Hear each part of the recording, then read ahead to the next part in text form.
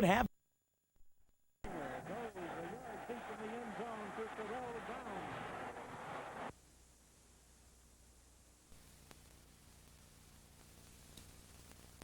Today is you got 5 sessions today, okay? And basically what we're going to do this morning, with about a 20-minute break or so, and if we run over, I don't care, we can. But the main thing is the first 2 sessions this morning, going to basically go over the inside running game that he's got down here. What is it? Schematics and coaching points versus the inside run and trap game. And then the second one this morning will be off tackle run and counter running game, okay? And then I guess we'll break about what we're over with there, about 11:50, and then come back in at 3:45. And at 3:45 and on today, we're going to end up inputting all the coverage scheme stuff and everything, the final 2 sessions. And then after this morning, we're going to have everything in regards to what we do versus the run. So I'm going to go over about 4 pages or so this afternoon when we get back in at 3:45. We're talking about outside linebacker, secondary run force, cohesion and stuff. Basically, I'm going to tell you what we tell our dogs and the corners and the free safety. And then from there, I got about a 50 play cut up of all of our runs, everything we've talked about here, and hopefully give you an idea of how the stuff looks when we run it. So we're really getting a lot more film work this afternoon. In the last 2 sessions, we're going to kind of combine it. It's basically he's wanting me to talk about the passing game versus play action and then versus drop back passing game. Well, it's all the same to us. So basically that first session when we come back, or the next to last session, we're going to put in all the coverage stuff as far as all of our checks. I already talked about some of that stuff last night. What we do to trips and all that kind of deal, and just input all that stuff, show you the adjustments that we do out of it, motions, all that kind of stuff, and then that last session, finish that up, and then we got a 50 play cut up or so on just the passing game. Just go over all different types of calls, show you how it's ran and things like that. You know, the main thing I want to point out first is this is what we do. We feel comfortable with it, and this thing is that I think with this system, we were talking last night, I mean, you can do all kinds of stuff out of it, whatever you want to do. But the thing is, I think you got to remember is that, us as coaches, we may be able to remember everything, but our guys don't. That's why we don't do a whole lot. That's why we're basically playing man-to-man and 3D. And I mean, you can verify, do different things with this defense as far as playing different types of zone coverage, all that kind of stuff, and do things. We just don't have the time to teach everything, which we are going to start playing some more quarters this year. But, the thing is that I think you got to keep it limited to what you do, and that way the kids will understand it better. And everything we're going, this is what we do. And, we feel comfortable with it, and so do our kids. And I got this up here, what if, and everything I'm telling you is my opinion and our staff's opinion. Because when we run this defense, I know some of y'all may not blitz as much out of it. You don't. In my opinion, I think if you do this defense, you've got to blitz out of it. That's just what we believe in. And we're going to do that. You're going to see all these different types of blitzes. But it's kind of like the what if factor. And kind of what we're going through is, this is what we're getting ready to talk about, the inside run and trap game. What if they do this? What if they run the trap, they run the power, counter, things like that. Bottom line, we don't care. Okay, now we're going to go over some stuff like what we want our guys to do versus the trap and those type of things. The main thing is what we're going to do is we don't want to just sit here like sitting ducks and not bring anybody. Because if we're not bringing anybody and we're always just sitting there in this stack and everything, it's a lot easier for these offensive linemen to make their blocking adjustments and things like that. But if you blitz out of it and they never know where you're coming from, then hopefully it confuses their blocking schemes and it doesn't allow them to be as effective, as far as running and running block and running plays and everything. So what we do is basically we got inside blitzes and we got outside blitzes. If we feel like the team, runs maybe a heavy ISO, maybe they run a little bit we don't see a lot of trap and stuff, but if they're doing that stuff, then we're going to have our inside blitzes called. And main thing is we want to recreate the line of scrimmage, and we'll get in that here in just a second. We want to be hitting those guys in the mouth if they're pulling. If we're getting through that gap and that tackle's crossing my face, we're going to blow it up and just cause confusion and make the ball bounce, things like that. But we don't necessarily care. Last night, I think I'm talking to you guys back there. Y'all are like, kind of like, what if they, do some type of a, maybe they'll do some type of a, counter trap or something like that. We don't even talk to our guys about that. We don't care. We're saying, look, this is what we're going to do, and we're going to get after it. Kind of like offensive mentality. They're like, if you got guys that are spread and they're doing all this and that, then, we don't care what the defense is doing. We're going to do what we do. And that's kind of our philosophy behind everything, is we're going to do our blitzes and everything, and we're going to have different types of calls with what we feel like the defensive coordinator wants to call to try to stop particular plays. And I think the thing is that what we're going to do is basically try to take the thinking and everything out of our kids' heads.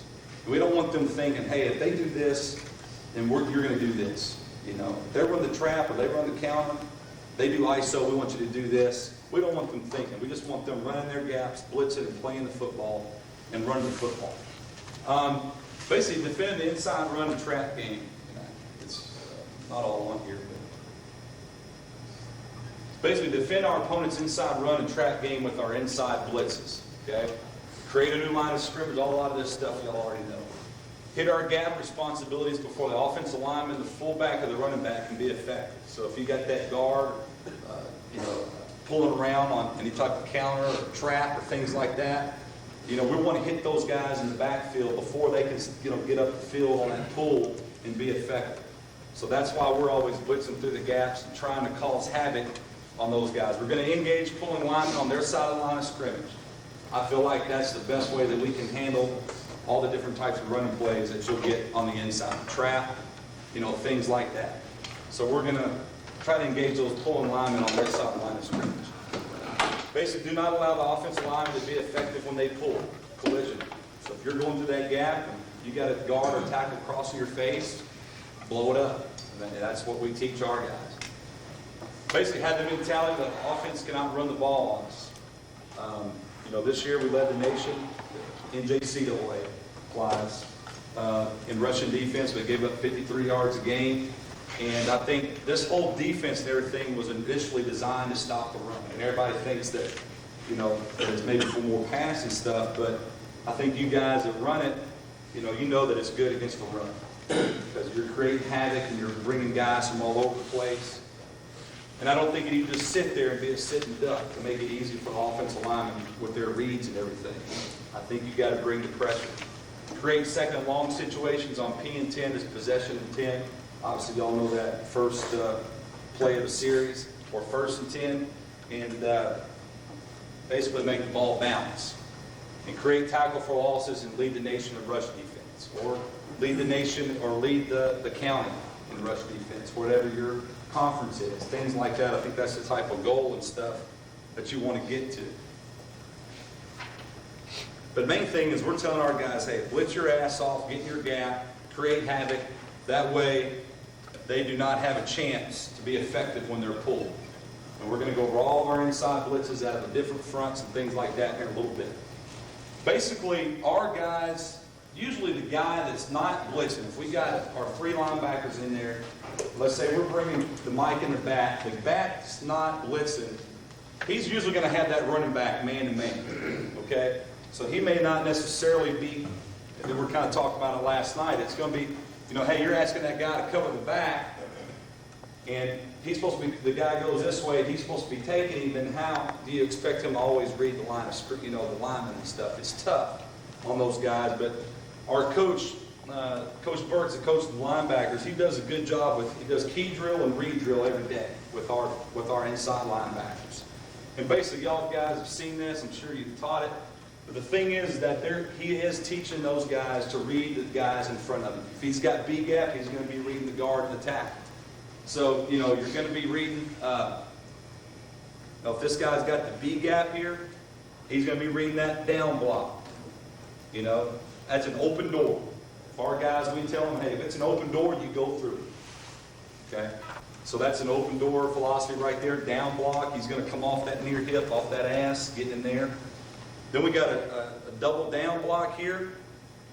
Then he's going to fill off that guy. You know, usually what happens is if we got two linebackers blitzing, then we're going to tell them get to your gap. Okay?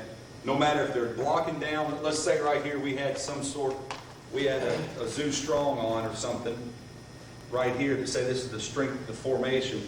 Well, he's got to get to that B gap, and that Mike's got to get to the A gap. Well, they're blocking down. Obviously, they're recreating the line of scrimmage, and they're, you know, changing the holes for us on the snap. But they're still going to try to fight to get in their gaps. Try to get across that guard, that tackle's face, and get in that gap when there's two linebackers blitzing. So we're not really necessarily worried about the blocking scheme whenever we got two linebackers blitzing. Okay. Now the linebacker that's remaining is we're going to tell him, hey, read your keys and fit accordingly. You know, so if these guys came down, say we got the blitz coming over here to this side or something, and he's going to read the double down block, and then, you know, that B gap's changed now for him. So he's going to read that as best as he can.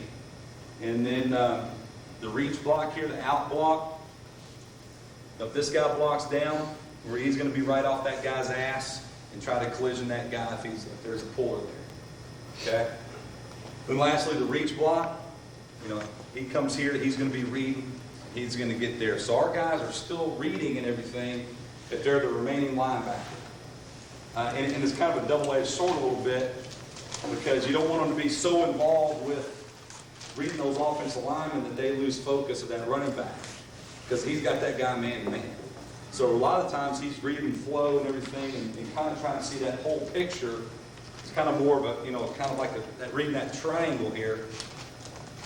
You know, trying to read all that stuff, having a good peripheral vision, things like that. If it's an open door, go through. Then if you're the remaining backer, read the blocks in front of you, find number 3, and just get to the ball. And that's a lot to ask for a kid, but that's what we do there.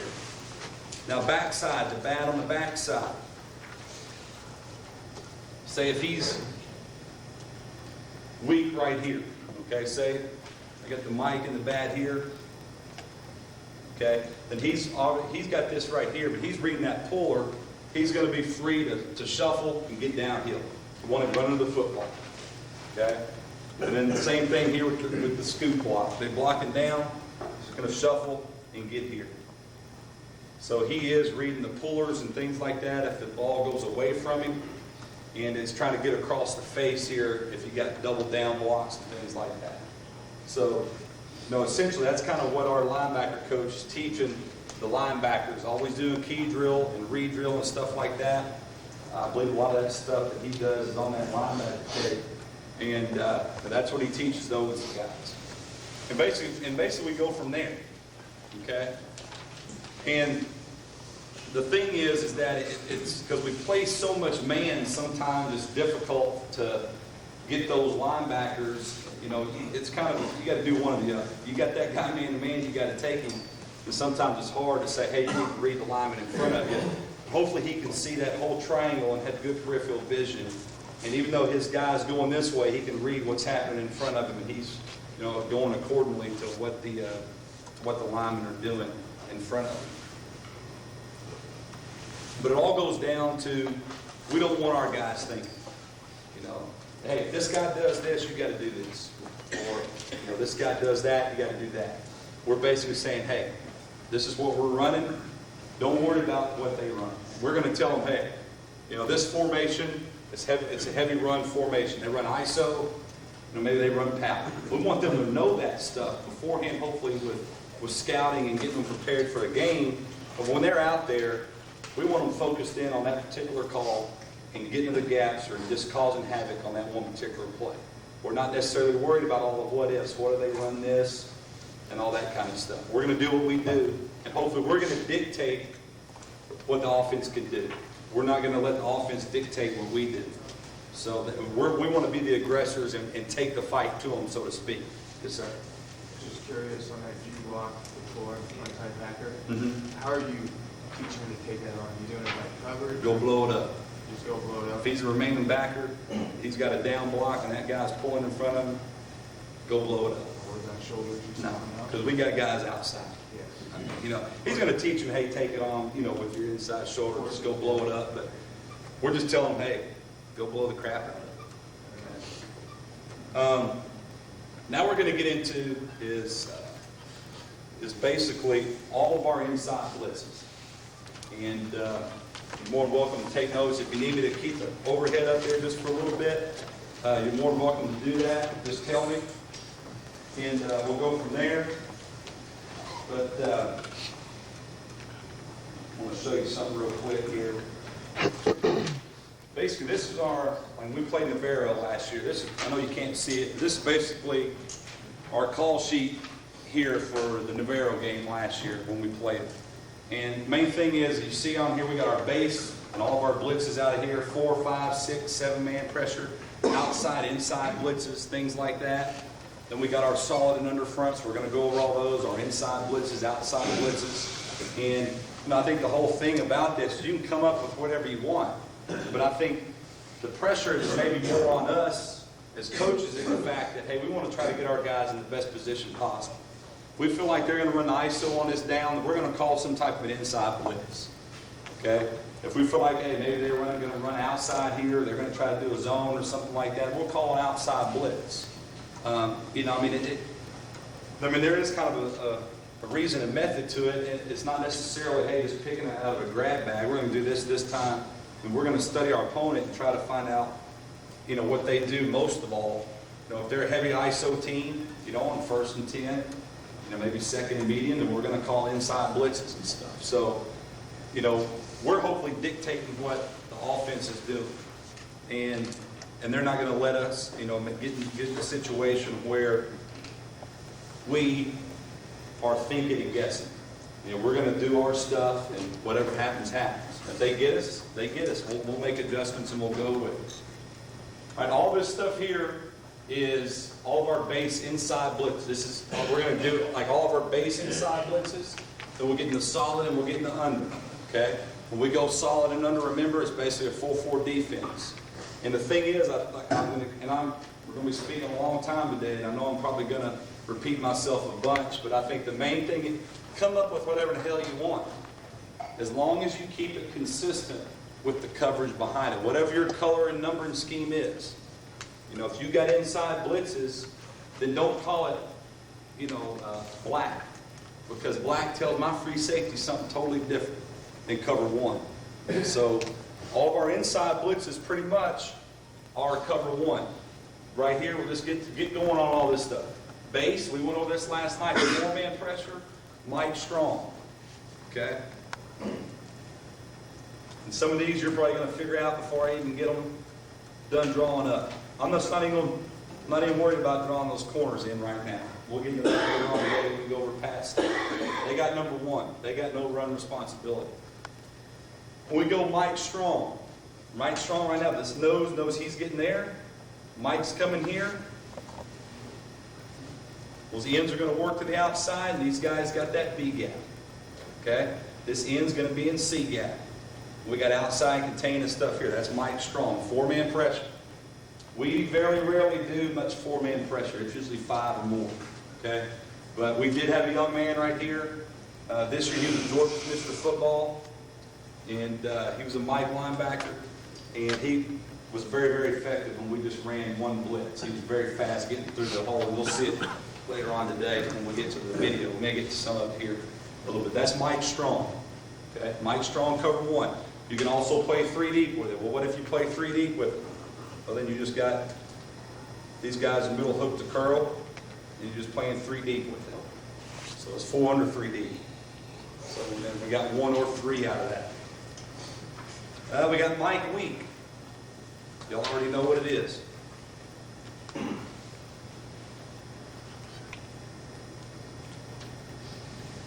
Mike Weak. Nose is going to go strong. Y'all see that? Mike's going to go weak. These guys are working up the field. He's getting in C gap. These bats are just watching right there. Now this is where these guys are going to watch more their keys in here. these bats. You know, when they're not involved in the blitz, they're going to read a little bit more. Okay, they're going to read the blocks and stuff in front of them. Okay, and basically what's going to happen is, say if it's a pass, he's got him. He's got number 3, then he becomes a low hole guy. So they're usually keying who's got number 3, who's the guy out of the backfield. And they're also keying more so the lineman in front of them when they're not involved in the blitz. Allows them to be a little bit more read guys, reading flow and stuff. So that's Mike Wheat. If you get any questions at any time, feel free to open up and ask. Okay? Now we got buck, open or close. Remember what we talked about yesterday? Open and close tells our guys which way the line's stunt. You can use right or left. But remember, open, the line's slanting to the weak side of the formation. If it's closed, they're slanting to the strong side of the formation, just moving a gap in front of them. Okay? So right here we got buck open. We hear buck, right now our bats know that one of them's blitzing. This is with cover 1 or cover 3. But we just said buck 1.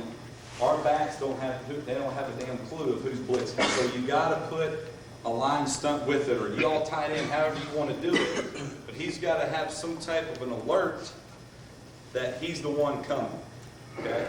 So we go buck open. Right now we know it's going to be the strong side back. He's going to be the one blitzing. So this guy's going to get out here, contain. He's going to get to the A gap. This end's going to get in that B gap. Now we go buck open.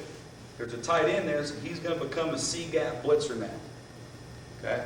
He's going to be a C gap blitzer. And this Mike's going to have that gap. He's got that gap. Now right now, I mean, if they're doing this here, hey, we're going to have these guys running. Okay? And you got these guys in here to help on the cutback. So I mean, our guys are really a lot of times reading flow. Okay? If they're not involved in the blitz, they're still reading uncovered linemen and things like that. But the main thing is that they're going to go with the flow. That's buck open. Okay? Buck open. He is a C gap blitzer right there. There's a tight end in the game. All right. Buck close.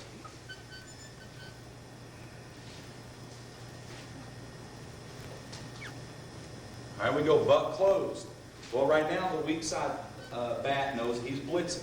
He's going to be a C gap blitzer. Now the line knows they're going to they're going to slant to the strength of the formation. He's right there, and that bat's going to come right off his ass, right there. And the bat are responsible for their gap right there. They're also reading flow, reading uncovered line. Okay, so that's buck closed. Cover 1 or 3. Whichever one you want. Okay.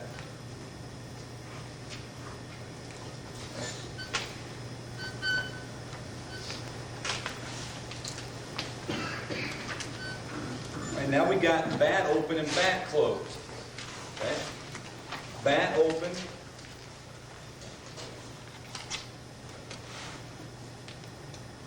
Bat closed. Okay. Bat lets us know right now, bat in A gap.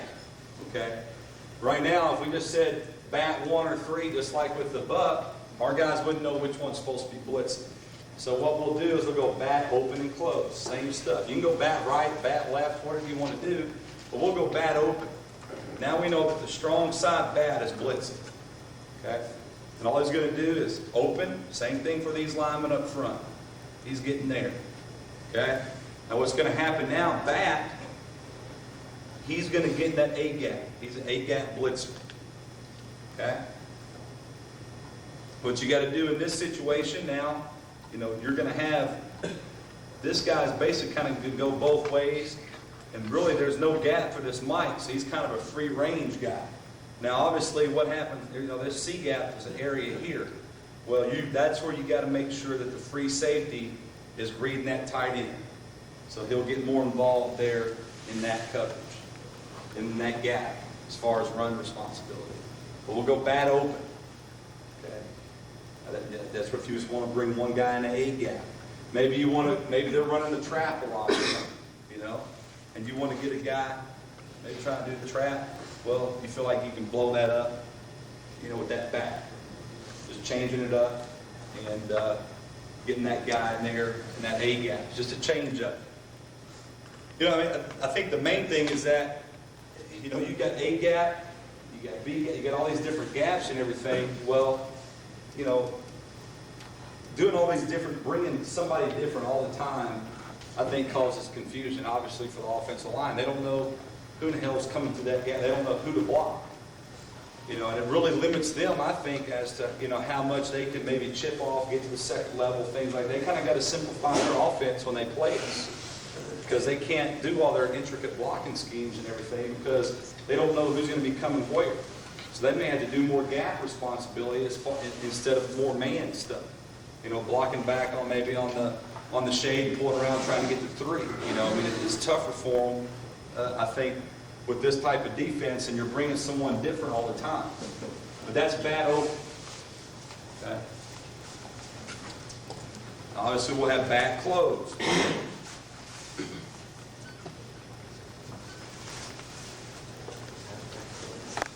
Hope I'm making sense.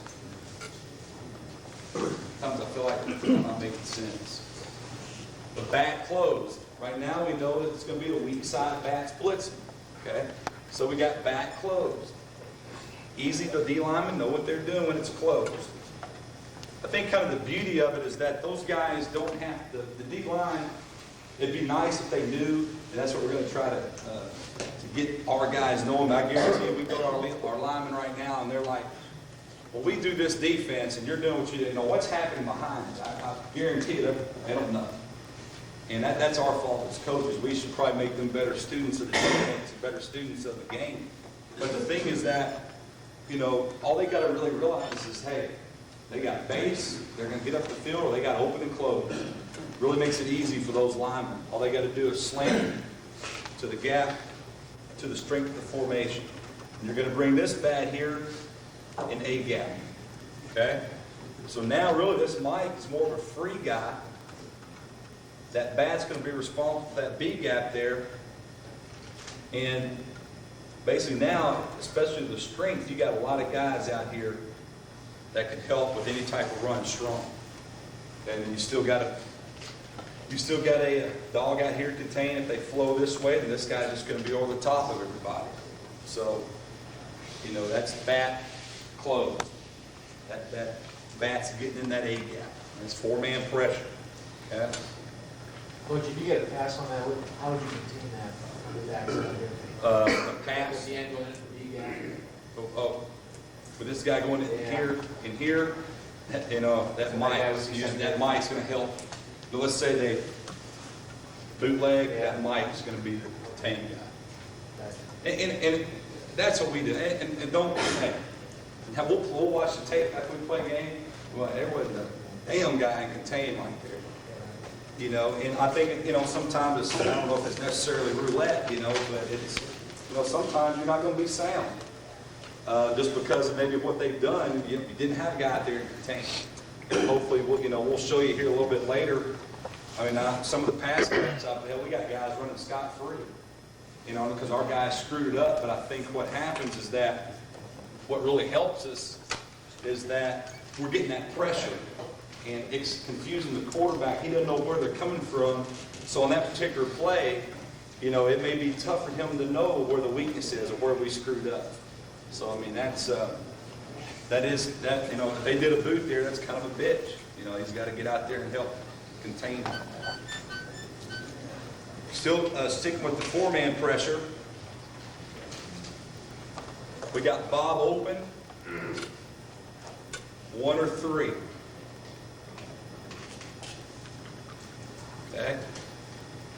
Bat, you're usually teaching the guy, hey, the bat, you're going with the side of the slant's coming from. Okay. They're slanting to the right, and that guy away from the slant's going to be the one blitzing. Bob is kind of, you're going to be blitzing to the side that they're slanting to. Bob open. Right now, when we go Bob open, we know it's going to be the weak side bat's going to be blitzing. Okay? We go Bob open right here. Same thing for the D line. They're slanting weak. Okay? Now this bat's going to go through that B gap. Okay? Usually the main call that and I don't know if I got it in here or not, but we're going to combine the two. We're going to go bat open bob or bat closed bob. And basically, let's say if we went bat open bob, then this is going to be like this. So basically you got kind of an A gap, B gap blitzer. We very rarely do this four-man pressure stuff, so we'll combine and everything. But that's bob open. Take him out. Bob open. This bat right here knows that he is going with the slant. Okay? And basically all that is just memorization. Okay? So that's bat open.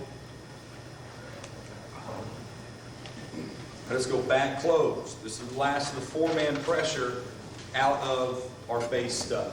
Okay? Out of our base stuff. Go bob closed. Bob closed. The D-line knows they're going the strength of the formation. He's getting here C. He's getting an A. He's right there in that B. Now, boom. It's going to be in that B gap strong. Okay? Then right now, basically you got that mic and this bat kind of keying that A gap right there. You know, if flow goes this way, then that mic is free to go here, and that bat's going to run here waiting for cutback. And you always got this dog kind of coming back in here too. So that's bob closed. That's bob closed. And that's our four-man pressure stuff out of that. Okay? Our inside blitzes. You know, we may think sometimes we're going to run an inside running play and call an inside blitz, and they run it outside. Well, we got dogs out there. We got the free safety coming inside out. And we got those inside linebackers running inside out. So, you know, we feel comfortable with that. Now we'll get into the five-man pressure stuff. Zoo strong and zoo weak, 1 or 3. Am I going too fast? Are y'all able to get all this down? I mean, I hopefully y'all can see that it's pretty damn simple stuff. And you know, y'all can call it however you want to call it. And I think, you know, George made a good point last night. You got to call it to where you understand it first as a coach. And then you can portray it to your kids where they can understand it. Zoo strong. Our guys here, Zoo, they know right now that a mic and a bat are blitzing. It's five-man pressure. If we just said Zoo 1, they don't know who in the hell's blitzing. So we designated for them. Zoo strong. Well, it's going to be the strong side bat and the mic. Okay? This is probably one of our biggest bread and butter plays, and you'll see it on the tape later. It's one of our favorite calls that we do. You can play 1 with it or 3. You do 3 with it, it's like a fire zone. Five-man pressure, playing 3 under 3D. But we go Zoo strong. Knows he's got to go weak. This end's got to get in that C gap. And all we're going to do is blitz B and A gap strong. Now, right now, this guy's going to end up fighting right there to get up the field. So this bat now is only responsible for one bat, you know, for one gap. And he's also responsible for number 3 out of the backfield. But Zoo strong, one of our biggest calls, does a great job against the run and everything. You know, to me, we're going to call Zoo, you know, and hopefully if they're going to try to do any type of a, you know, down block or you know, and they're going to try to pull a counter or something like that, we got 2 guys, hopefully, you know, hitting that in the mouth before they can even get going. And that's what we hope we're causing havoc with, getting on their side of the line of scrimmage with our blitzes. Hopefully all these inside blitzes will take care of that trap and those pullers and things like that. And it doesn't work all the time. I mean, everything that I'm drawing up, it's not 100% guaranteed it's going to work all the time. But hopefully, you know, 9 times out of 10, it's going to work to our advantage. We got Zoo weak, just the other way, okay? Zoo weak. The guys now know it's going to be the weak side bat and the mic. Okay? Zoo weak, that knows he's got to get to that A gap. Okay? This guy knows he's got to get outside now. This is going to be an A gap, B gap, weak blitz. Okay? This guy's going to get up here in that C gap, and that bat right now is only responsible for that B gap. Okay? So that's zoo week. And that's one of our favorite calls right there.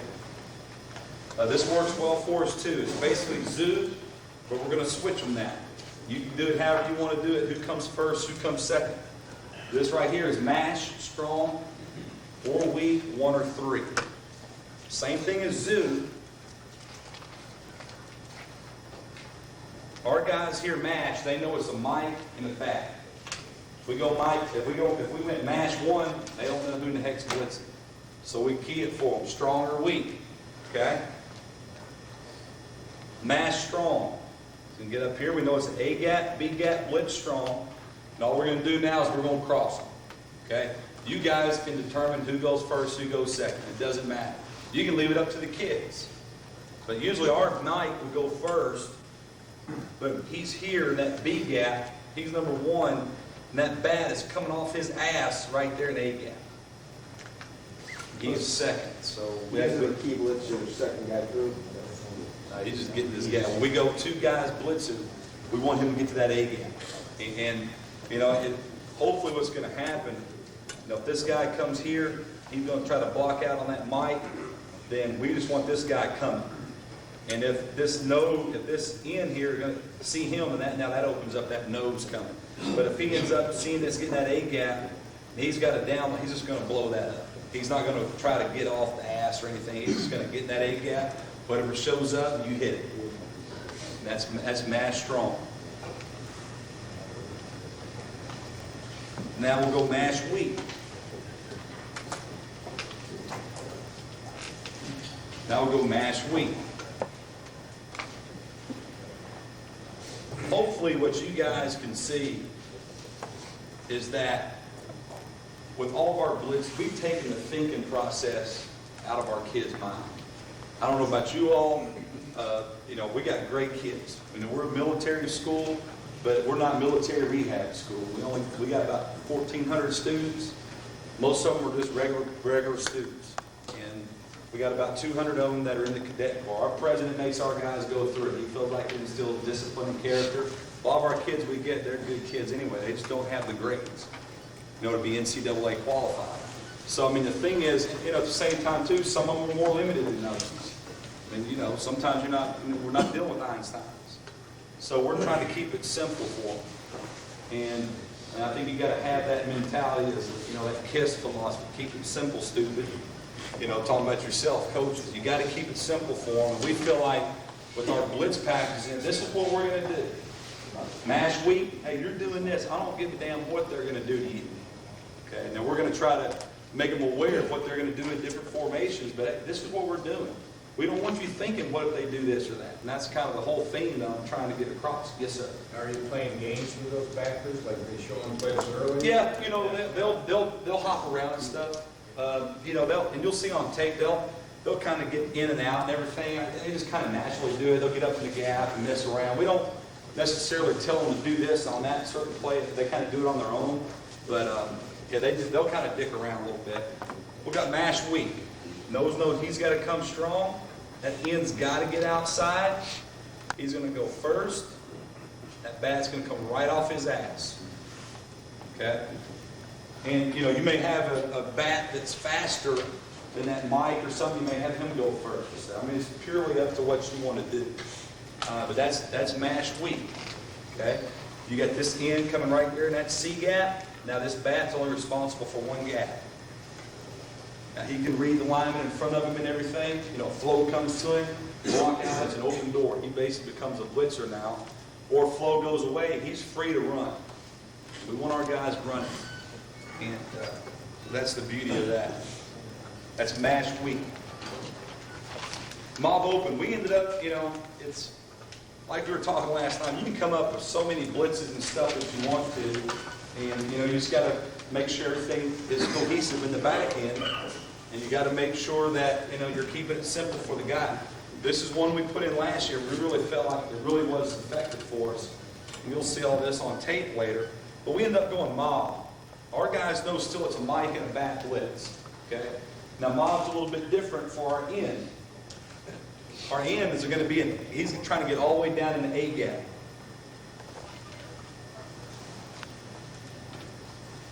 Now, I know I sound like a broken record, but if we just go mob 1 or 3, our guys don't know which ones are blitzing. So you got to have some type of a key there to let those guys know which one's blitzing. So we'll go mob open. Open's easy for the end. I mean, these linemen, they know they're slanted to the weak side of the formation. Okay? Shit, I messed up.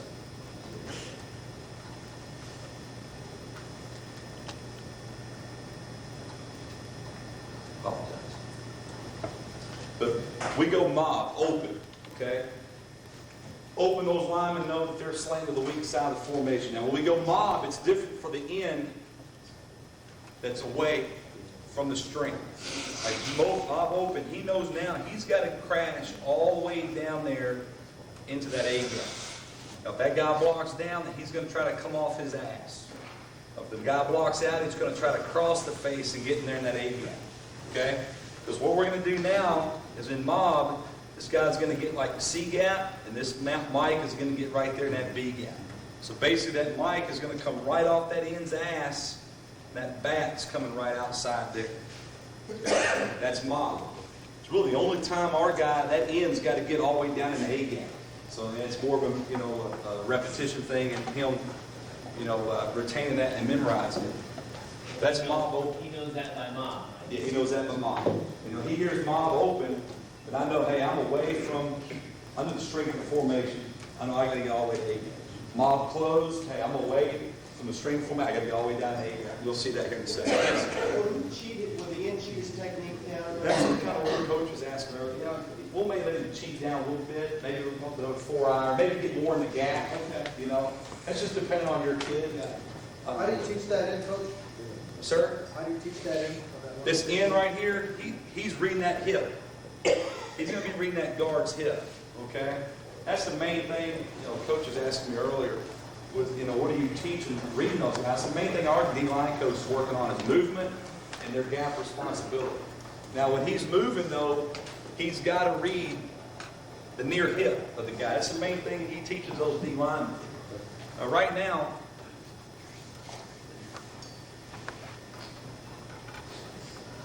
you can slate him in a little bit, things like that. He knows he's got to get to that A gap. Okay? All right? He's going to read, on the snap, he's going to be reading that offensive guard's hip. If he blocks out right here, and he's got to get to that A gap, he's got to get over, cross the face, and try to get in that A gap. Okay? Now let's say it's a down block.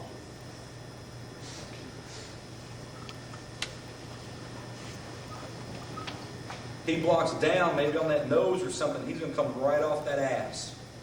Crash it down. Basically off the ass and sandwich, just getting that. And that's basically the read. That's about all they can do, really. Unless he blocks.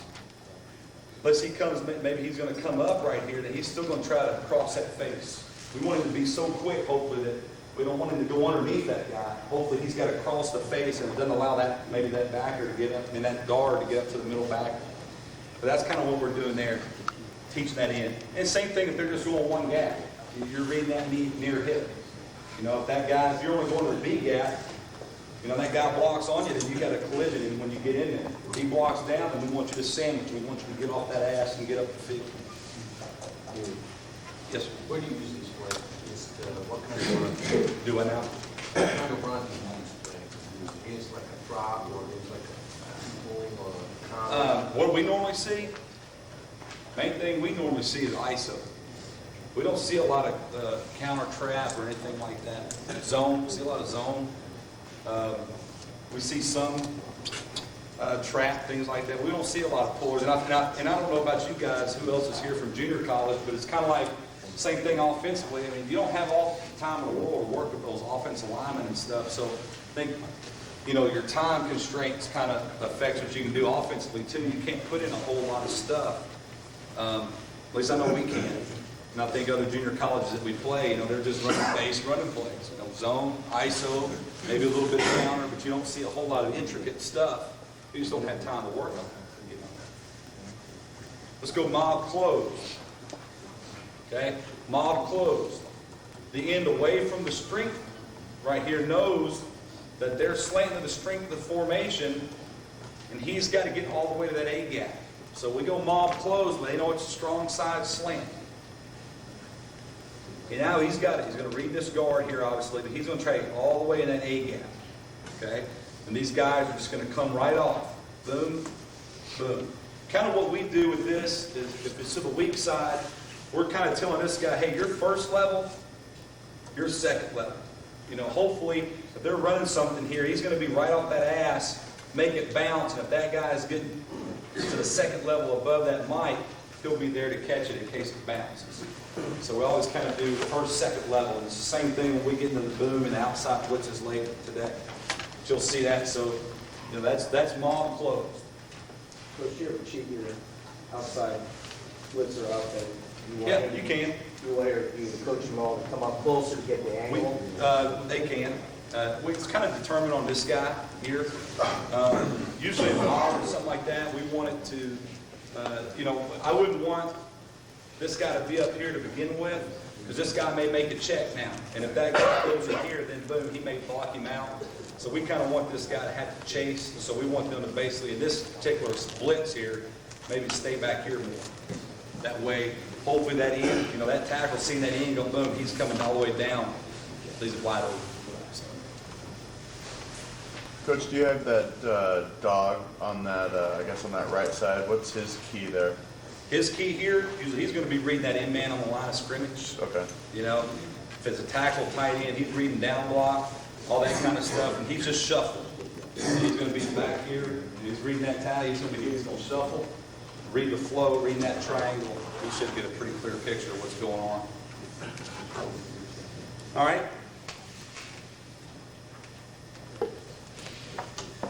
Blast. Okay. Blast is easy. Right now we know it's both backs are blitzing now in blast. Y'all can probably figure out what gap they're going to. They got 1 or 3 out of this. Okay? We go blast, those backs know right now they're in B gap. Y'all can come up with whatever name you want for it. But blast indicates our guys, hey, we're going to be B gap blitzers. Okay? So right now, these two guys, we do not have a certain set way for those guys that nose.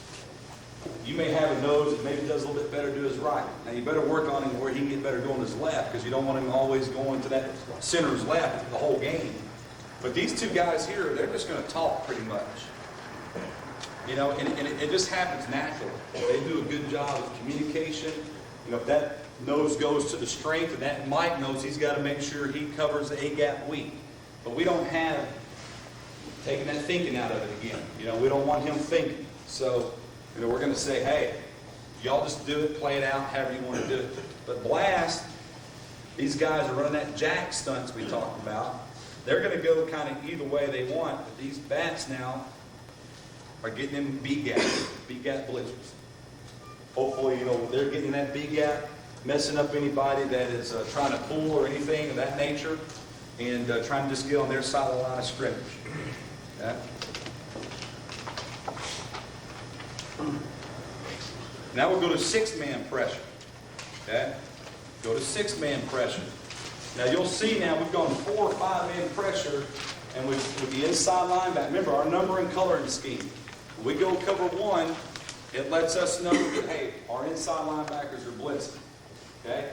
Dog's got number 2, corner's got 1, free safety's free. Now we'll go zoo blue. This is the only call we'll do out of this. You'll notice now that zoo tells us one thing and blue means something else. Okay? And here's why, you know, if anything, I stress that you got to make sure that everything is kosher in the back end. You know, with whatever you're doing. Zoo right now, we know that zoo, all 3 of our inside linebackers are blitzing. And I'll show you why we go blue. Okay? Blue means that the free safety's got number 3, and the dogs and corners are the same as in cover 1. Okay? We go zoo blue. When we get in trouble and they're kicking our ass, we call zoo blue. Okay? They're kicking our butts inside, ISO, things like that, and we're just going to bring more people. This is a really good call for us versus inside run. We'll go zoo blue. These guys are getting in there just like that. Zoo blue is usually bringing 6-man pressure in there, okay? Now let's just say that we went cover 1 with this. We go cover 1, this guy's going to be free, okay? Let's just say, you know, somehow they do something here, they block, that guy gets out there. And we said cover 1, okay, zoo blue. Well, in cover 1, usually who's responsible for that remaining back or the number 3 back? The back that's not in the blitz, okay? Well, if you go cover 1 right here, then you got a guy that's wide ass open. He's not accounted for. So when you go blue, the free safety ends up having number 3. That's why you got to make sure everything always is cohesive and consistent. So right now we'll go blue with all 3 inside linebackers blitzing. Now he's, hey, I got number 3. Well, over here to the pro set, you got 1, 2. I'm going to have the first guy over here. Okay? So now that free safety will go get that running back. 3 to his side. Let's say they went over here. Boom, he blocked, he comes, well, I got number 3. That way, whenever you do a blitz, whatever you want to do, and hopefully y'all can see you can kind of do whatever you want to do, is make sure that everything is straight in the back end. You got everybody counted for. It doesn't mean that they can't get you. They may get us right here. But at least you got somebody accounted for that number 3. What for the trips? Because trips, out here, that dog would have the trip, and that free safety's got number 3. And now the dog would have the remaining back. Okay, and zoo blue. A little bit different out of that dog. It's kind of more memorization. It's like, hey, we go zoo blue, that dog's got number 2 no matter what. Even if it, usually a guy in the remaining backfield, the back or linebackers have it, but in zoo blue, he's got to know, hey, all 3 of them are gone. So we got to make sure that he's accounted for. That's zoo blue. That's all of our inside blitzes in regards to base alignment, okay? In regards to base alignment. Now what we'll do is we can, you know, if we're playing a 2 tight end team, like we'll play Nassau Community College out of Long Island, New York, they get a lot of 2 tight ends. Well, we say we want to get down there in a 4-4 from them, you know, maybe make it a little bit tougher on them. So we'll get them solid and under. All it is over and under fronts. So we'll go solid.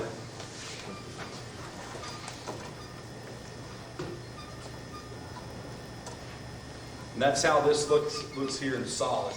Okay? Now we'll go solid blitz blue. All right? You got the bat right here. It's in the inside. 7 right there. 3 technique, shade, 5 technique. These remaining 2 linebackers, they just get it over their gap. Okay? Now we'll go blitz blue. Okay?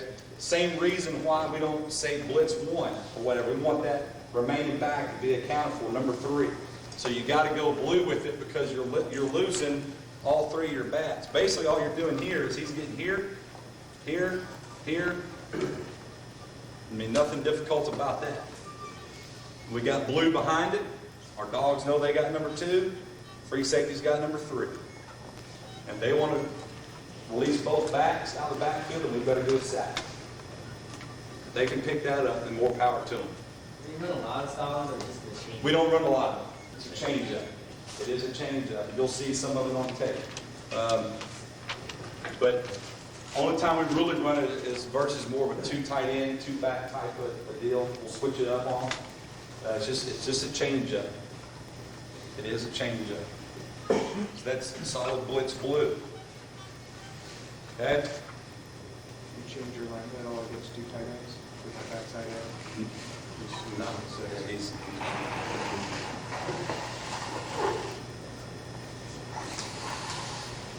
okay? Now we'll go solid zoo weak blue. Okay? We'll go solid zoo weak blue. Now when you go solid and under, you know, it kind of limits you as the blitzes you can do. Okay? I mean, you can't really go solid here and go zoo strong. Okay? You can't do it. So you got solid zoo weak. Okay? And we go blue because you've lost that backer now. You know, he's not back here. So you can't ask him to be responsible for the number 3 back. Because he's up there in the line of scrimmage playing like a defensive end now. Okay? So you got to go blue with it. You got to go blue with it. All right, so we'll go solid zoo weak. Easy here. Now, zoo weak, that nose has got to cross that center's face. Okay? Zoo weak, it's the same for those guys. 6-man pressure. Zoo weak, we'll go blue behind it. Making sure that that back or number 3 receiver is always accounted for. So we'll go zoo weak. Same thing. They know zoo is the same thing as in zoo cover 1. So these guys should not get confused about it, but we go blue because you've lost this backer that's up there in the line of scrimmage, playing to that C gap. Coach, if they have double tights on that, Like this. yeah. Then he's just going to, we put him in like a 7. Yeah, or inside, just get him inside, just like that bat right there. Get him up to C gap. We wouldn't want to leave him at 5 because obviously he's easier on the down block for that tight end. So Well, Coach, if you get an even set, what do you guys do as far as getting a strong lead ball? usually what we do, the ball's in the middle of the field, make the string to the left. Because what most offensive teams are right-handed. Right. And then if it's on the hash, we're going to go to the field. Now, zoo weak, you've already seen mash, so we'll go mash weak. Okay, solid, mash weak blue. Okay? It's going to be kind of hard to call it good strong in a solid front. So, mash weak, that knows he's got to cross that face. Okay, we're trying to get him to cross that face and beat that guy right now. Even if he, he's right here, but he blocks here, we still want him to try to fight to get over the face. And if he can't get across, then we just want him pushing him down inside in that A-gap. If he can't get across, then collision that guy into that A-gap. And we'll go mash weak. He'll go first, he'll come second.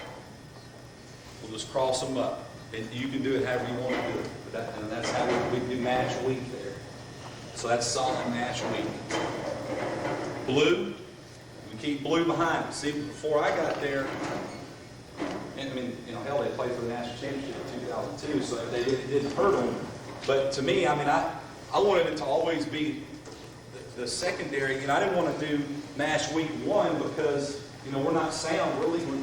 Basically, we're letting a guy run free in the backfield. If they try to get out on a pass and stuff. So I was like, let's go blue. That way, we got somebody from number 3 out of the backfield. The free safety is accountable for him. And if he doesn't get out, then it's more like cover 1 now. He's going to be free.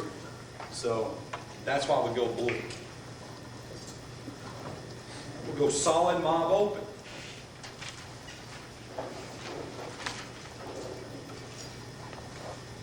Okay, solid mob open. You can see it's all the same blitzes as in 1, but we've gone to a different front. So we'll go solid mob open. These guys are getting in there. Now this guy has got to get across to the other A, mob open. Oh shit, hang on, I screwed up. Sorry. Go solid mob open. He's going to be in that C gap. Okay? This end away from the call there, he's going to get in that A gap. And that Mike's going to come right there.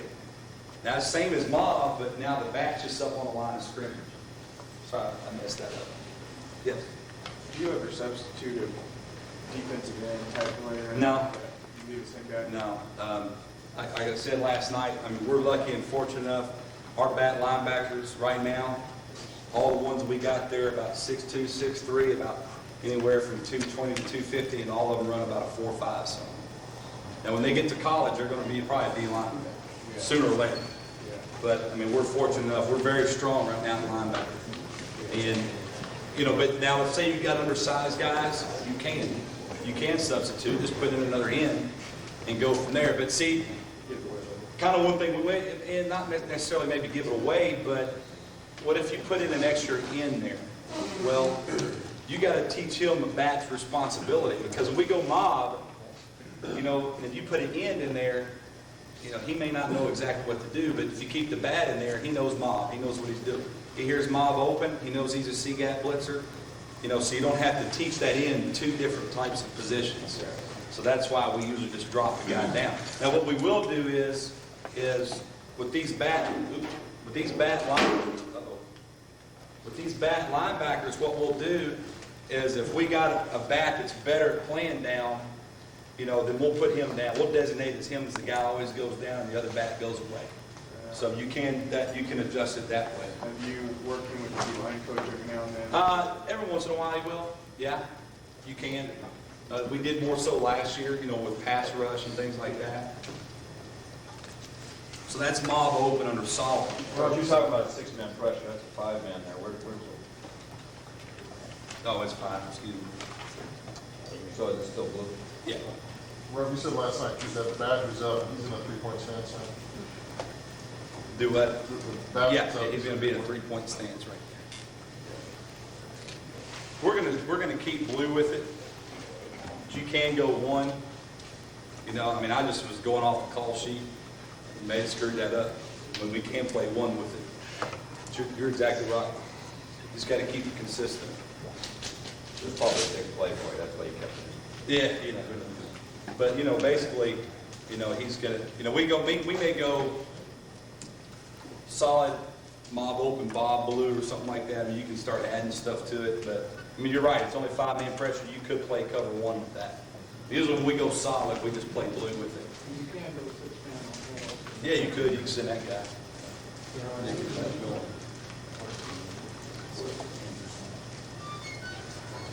Then we got under the solid, the last call that we got under solid, the solid fire week 0.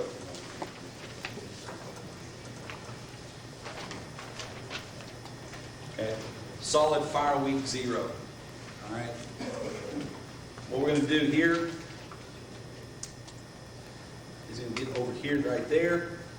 And what's going to happen is the weak side now, we're going to still line up over here.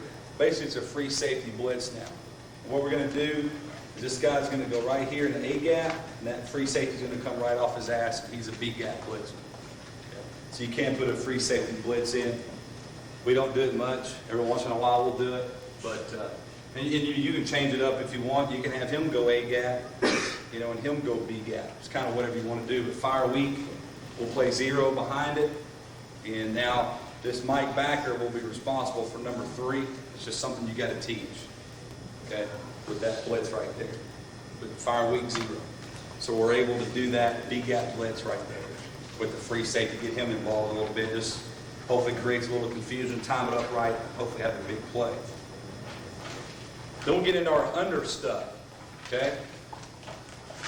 Our under, and we'll go blitz blue out of this. So, you know, over front, we'll go under blitz blue. These guys are just going to get in their gaps and blitz. So that is a 6-man pressure right there. Under blitz blue, free safety is responsible for the running back, for number 3 to the 3 receiver side.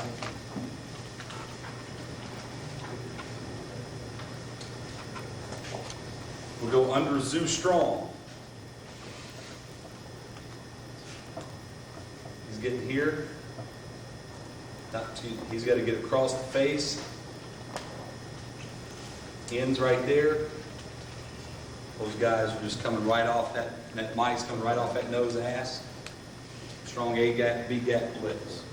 So that's blitzes versus inside run and trap game under Zoo Strong blue. Got the 6-man pressure right there. And free safety is responsible for number 3.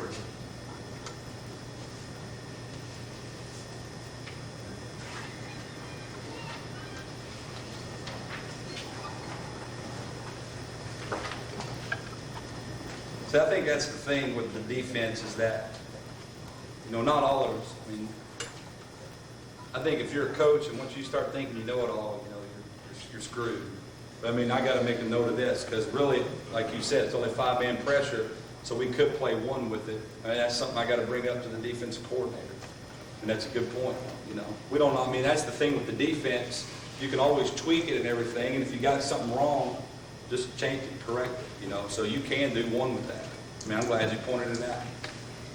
You learn something every day, you know. So that's, with that right there, That's, I gotta remember that, go over with the defensive coordinator. All right, we got under. Same thing here, you're right.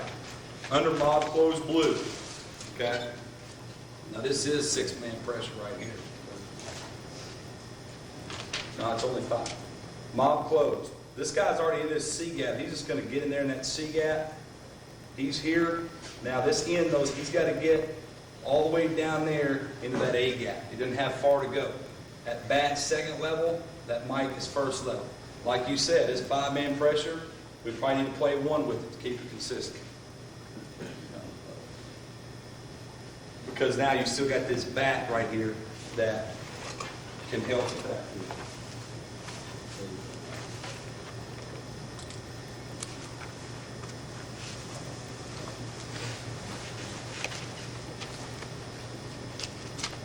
Make a note of that. So that's the one there that you play probably 1 instead of blue. You probably want to, just to keep it consistent for those guys. You know, if we screw up and say blue, then, you know, they still should know who they are. And the last one, okay, we'll watch a little bit of that run cut up tape that I brought. Okay, fire strong 0. Okay, fire strong 0. Free safeties here. Okay. Now what we'll do, this is a little bit different here. He's going to get up, he's going to cross the face. Okay, now that Mike is going to be the one that gets here. Okay, so what we may do is kind of have this guy maybe dicking around here, maybe line up outside or whatever. But basically what we're going to do is he's going to end up going in that B gap blitz right there. And we want the bat to kind of stay out of the way of that. So sometimes we may line him up out here, just have him going back and forth, messing around. And then when the ball snapped, he's going in that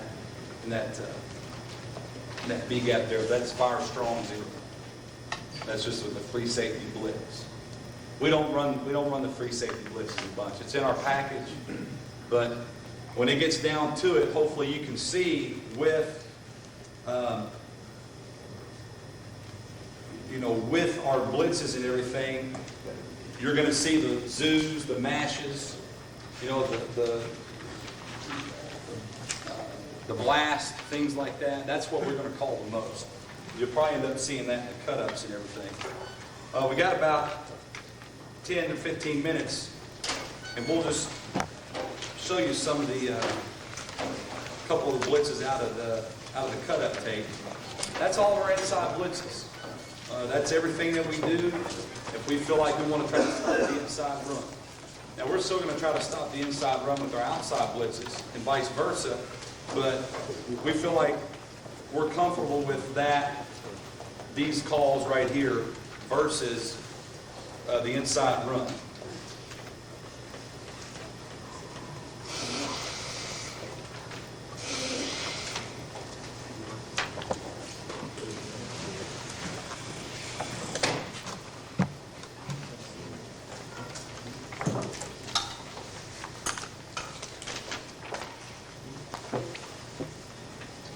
Is this making sense at all?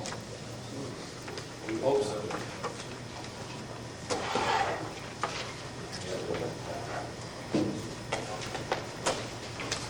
And I think that's kind of what the beauty of it is that, you guys can, if you don't agree with something, that's fine. Just come up with something that you like. This is what we like to do.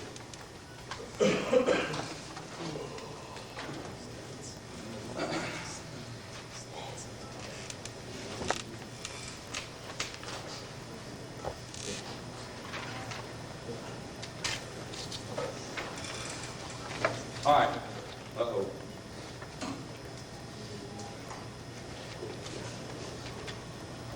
I think probably didn't have a pause, but it doesn't.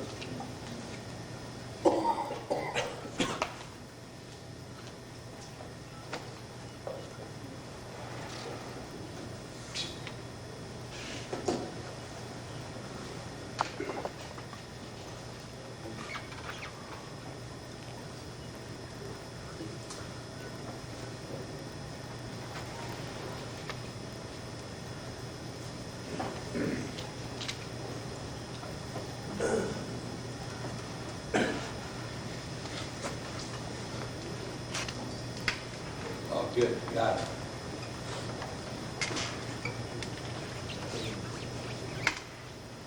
All right, first call we got here is back close Bob. Okay, back close Bob. We're in our base right here. You can kind of see how the dogs are up here. We got back closed. Okay, so they're going to slant to the strong side of the formation. This bat right here is going to go in A gap. We got Bob. This guy's going to go in B gap. Okay, so we got both our inside linebackers blitzing. So we got back close Bob. This is cover one.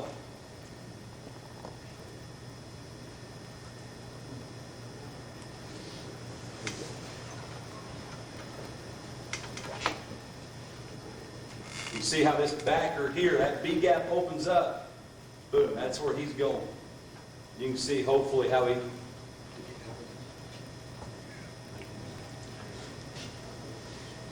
attacks that in the backfield. Now we didn't do a good job of wrapping up, but hopefully that'll give you a good picture of what it looks like from there. Then we'll do it from behind.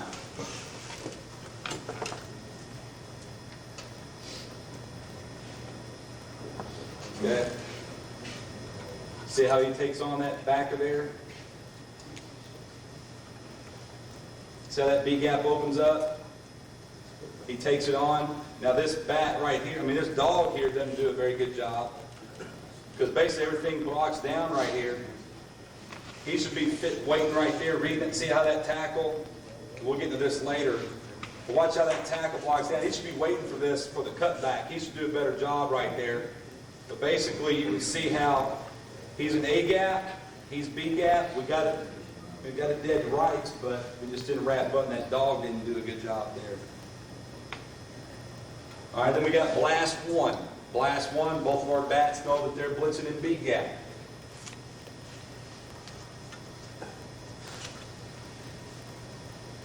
All right, we go blast one right here. They line up in twins. Right now, this corner knows he's got number one. He comes out here, but they're just going to recount. He's got one, he's got two. But blast right now, they know they got to get out here in a jack stunt. These two backers are blitzing in here. You can see how they get there in the B gap. You can see how the Mike backer's free to run there in that blast. That's the kid that was Mr. Football. See, they're getting in that B gap there, and he's free to run, and trying to do a good job out here containing it. You can see how the corner gets involved too. We're running the football.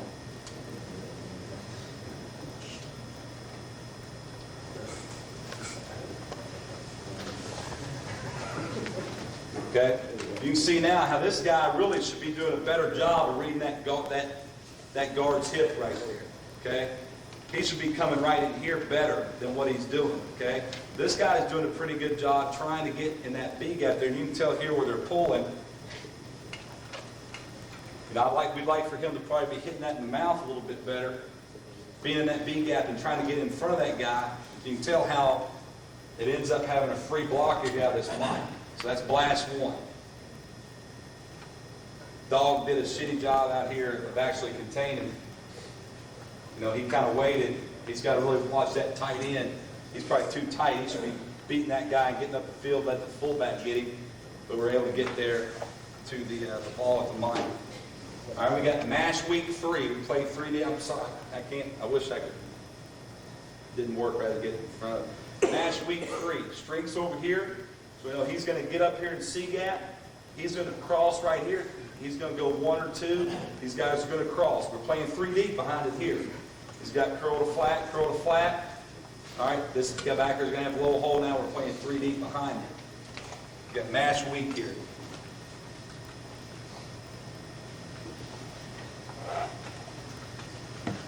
See how on the weak side there, they're slanting. Mike went first. See how he got to that gap? Back came through second. That's MASH week 3. Right here, MASH week, he's going to come here. He's up the field. He's first. He's second. Now, he just saw an open door there, and he went through it. See how his gap kind of changed there because the down block, which that's fine. But he comes through here. First, right off that guy's ass, he comes through second. Boom, right there. That was mash week for us. All right? Here's Zoo Blue. Zoo Blue right now, these guys, this nose him, we're going to talk. We got all 6 guys here coming. Blue's behind it. Let's this free safety get in here and help out with the run too. We got Zoo Blue. You time it up. Just run the ball.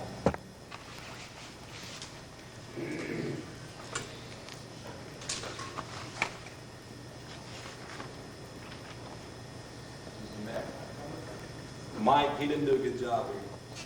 He messed that up. He didn't come like we wanted him to. This couldn't even be a blast coach, maybe? No, this is Zoo Blue. He just screwed up. Okay? But sometimes he did that. This was his freshman year. Sometimes he did that. Yeah, I mean the safety's right in here, so you can tell that it's blue. See how this tight end, this safety's in here, tighter, and safety's up in there before the mic. And he did a crappy job. Okay, the Zoo Blue, that's kind of what it looks like. He should be blitzing, boom, right there in that A gap. And he just didn't communicate it. Back there picking his butt.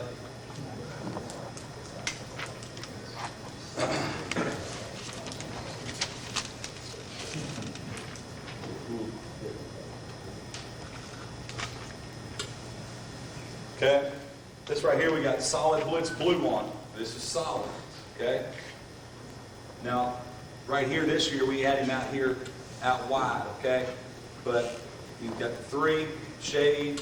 This guy back here is there. We've changed this up a little bit, but we got solid blitz blue. He's coming here. These 2 guys are blitzing up there.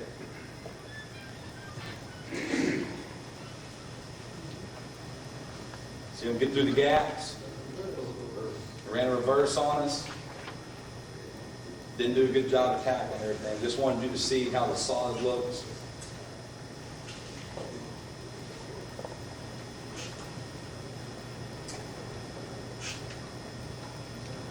Solid. This year we had him here in a 7. This year we had him out there. Got a 3 shade here. Right now, solid blitz blue. He should be in this B gap. He should be in A gap. He's here. He would now be in C gap and the dog's outside.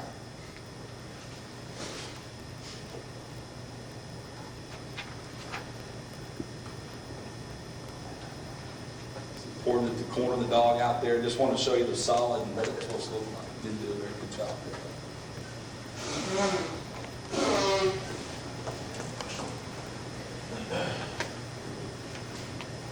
there. About 5 minutes, Coach. Okay. All right, right here we got blast 1. Okay, blast 1. The 2 bats are going in B gap. Good job right there. I'm just trying to show you where the guys are supposed to be fitting and stuff.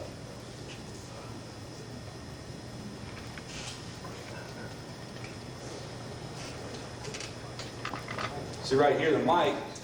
He's reading flow right here. Now he should, be able to come back over here better. But we got B gap. This got B gap here. But this is why the free safety is important back here. So he's got to be ready for this. And he's taking too long coming back here. The mic didn't do a good job.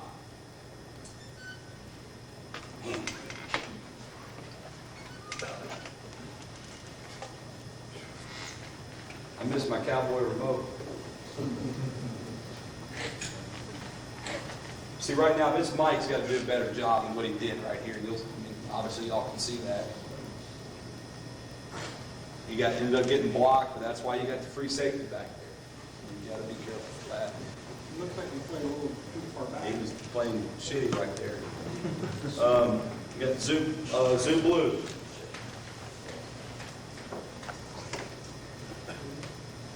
Tagging right there, getting in the gaps. Zoo Blue, he's going to be coming here. He's there in B gap. That nose is getting here. He's B gap. He's getting C gap. He's a lot better when he attacked. Now, he didn't do a good job right there. He's too soft. but you can at least hopefully see where he's supposed to. My main thing is I want y'all to see where they're supposed to go. He does a good job there. Don't wait on it. Keep coming.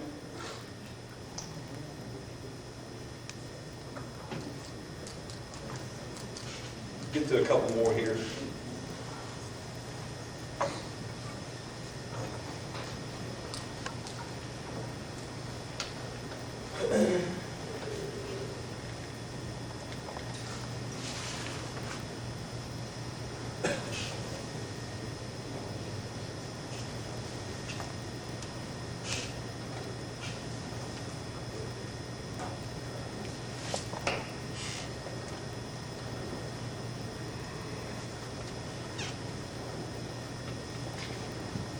Okay.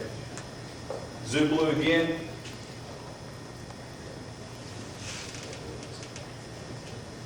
Now they're getting in their gaps there in the backfield.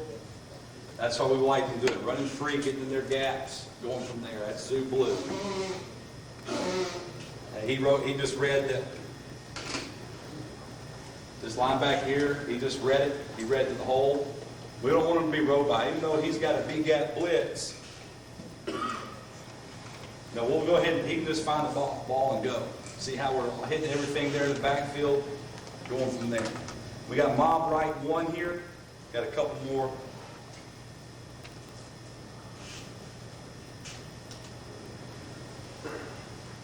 Mob right 1. Okay, he's going to get all the way to that A gap. This guy, these Bat and Mike are going to come off the edge right here.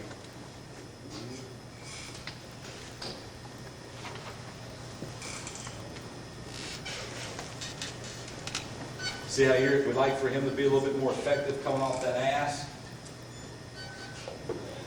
Coming off the ass of that end, how he kind of hesitates, but the bat does a good job of coming. Free safety does a good job of filling.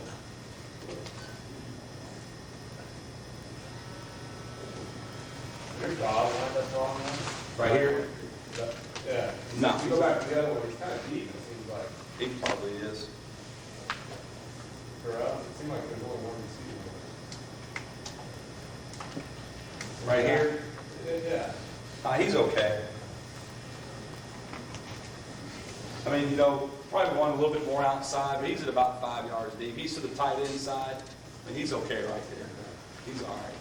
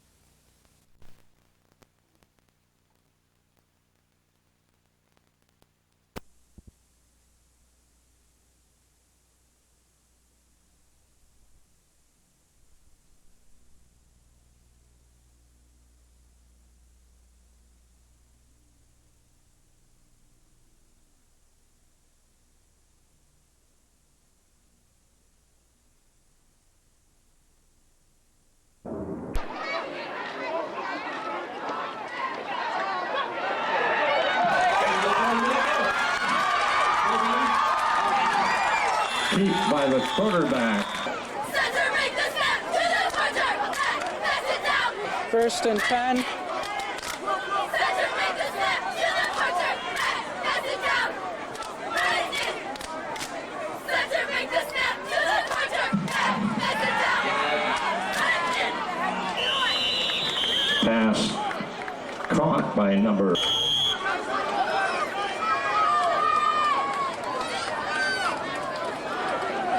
First and 15.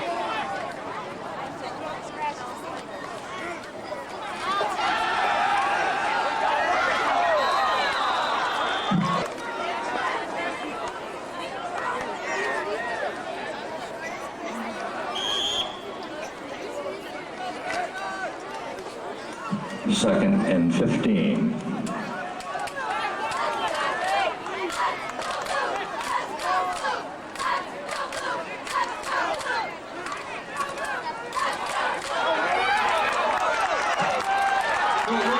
Quarterback keep. Cortez. Touchdown.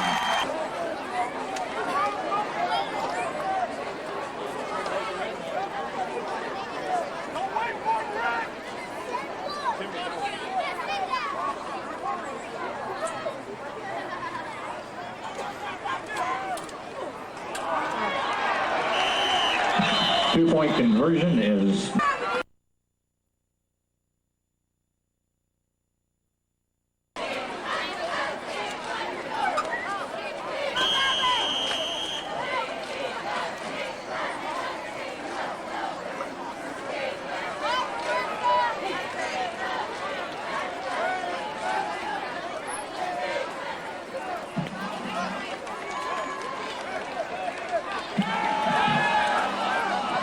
pass incomplete.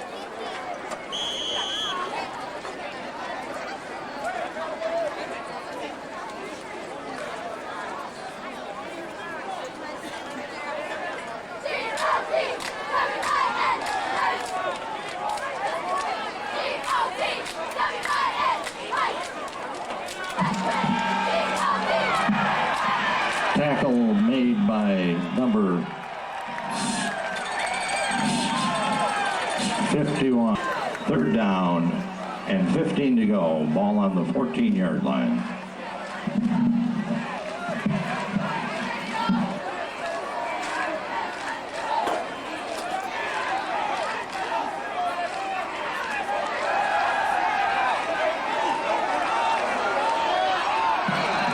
Pass incomplete.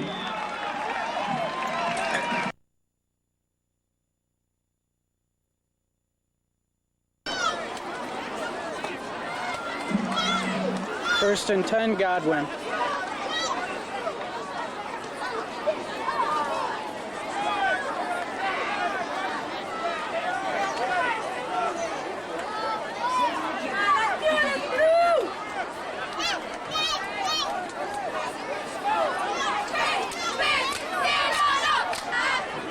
Still first and 10.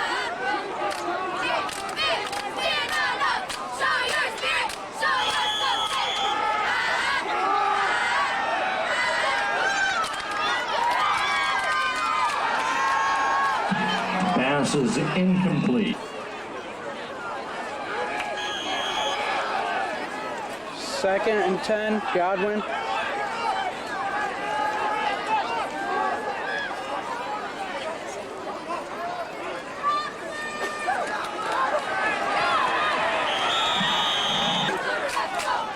Third and 10, Godwin.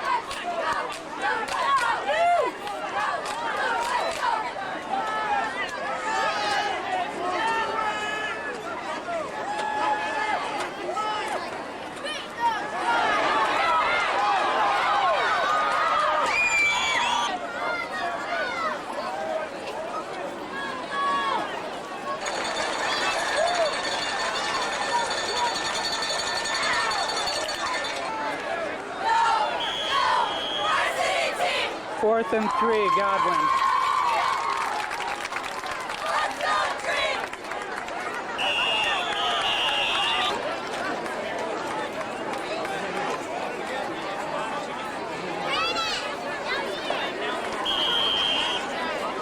First and 10, Godwin.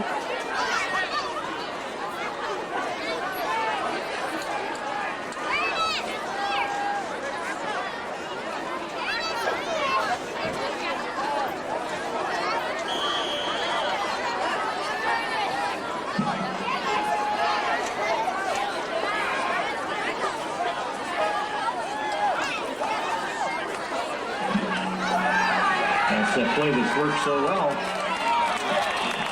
Carry by. Second and 1, Godwin.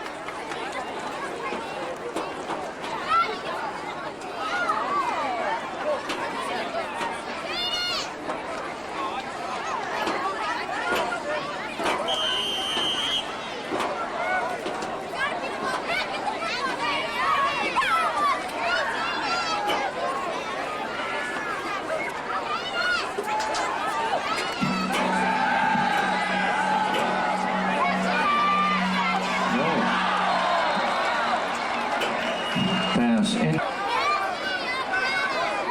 Third and 1, Godwin.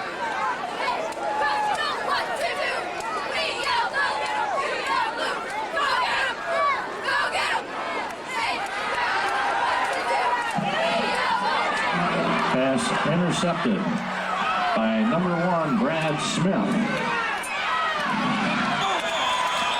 Out of bounds.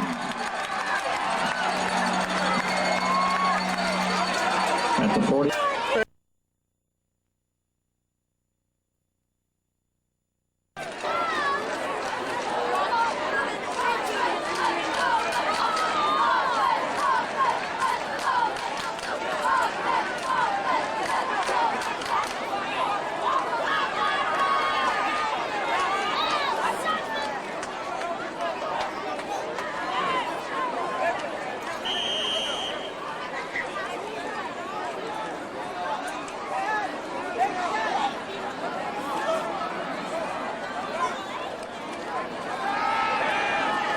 Pass complete to number 23.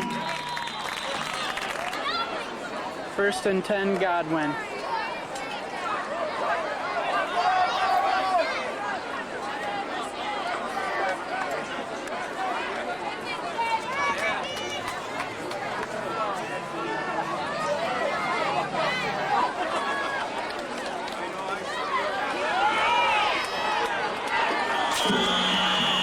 Carry by number 13, Curtis Vila.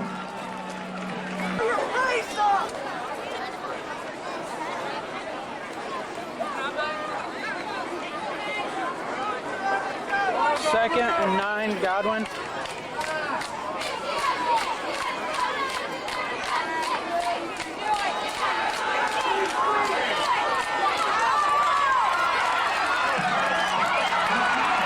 Catch by number 13, Curtis Vila, run out of bounds at the... First and 10 on the 21, Godwin.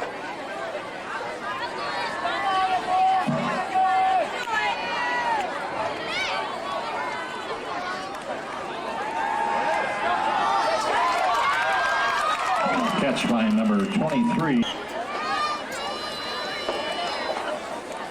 First and 10. That catch was good for a first down. First and 10 on the 11-yard line, Godwin.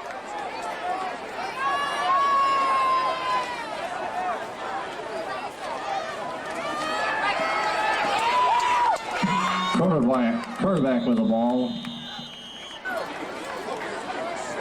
Second down and 7. Ball is on the 8-yard line.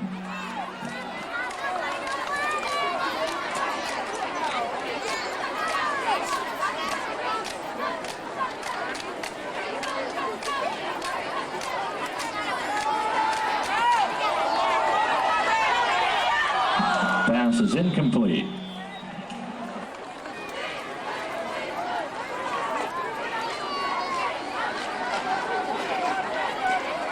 Third and 7 on the 8-yard line. Pass is intercepted in the end zone. Ball will come out to the 20-yard line.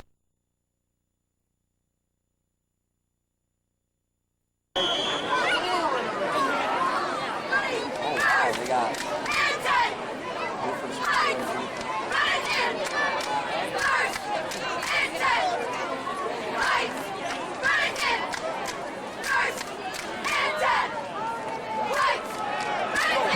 Ball carrier Vila on the carry.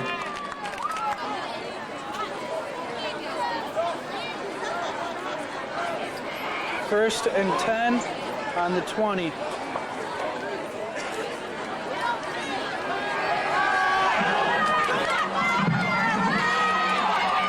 Pass is incomplete.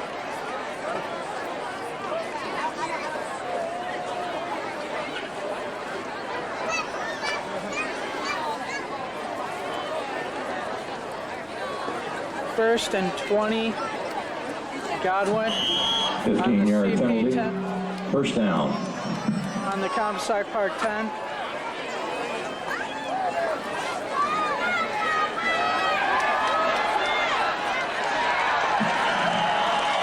Defensive tackle made on Ortiz by number.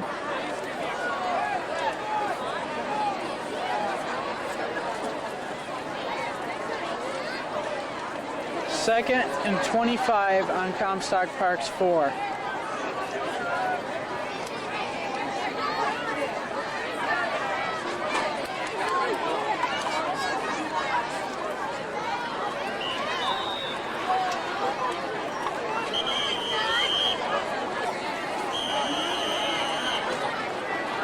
That was my mistake. Second and 33 on the Comstock Park 4.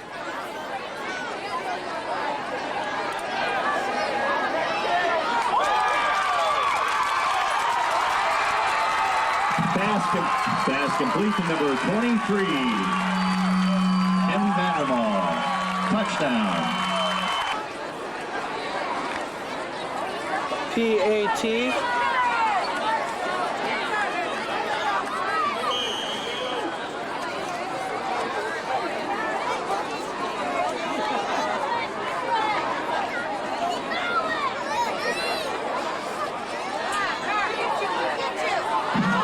2-point conversion is no good.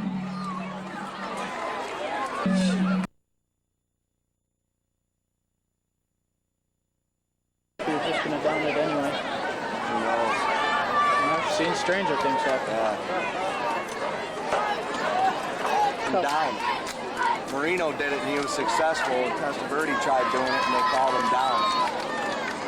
Because he went to throw down. And they thought they were going to down it, so they blew the whistle.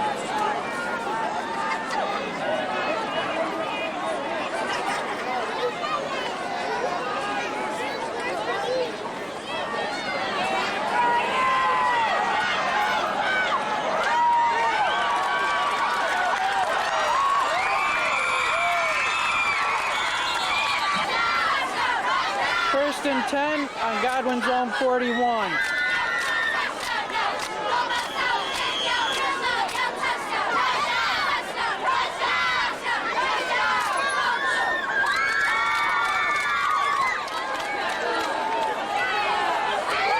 Pass caught by number 13.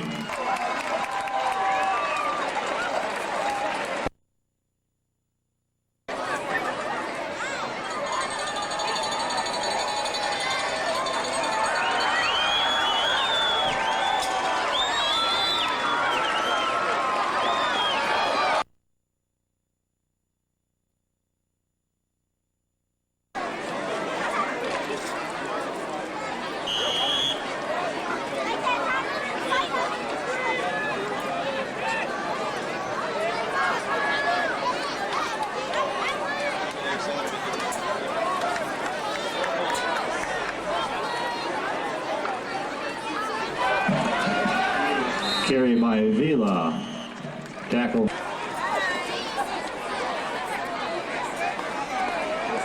Second and 7. Second down. Second and 7.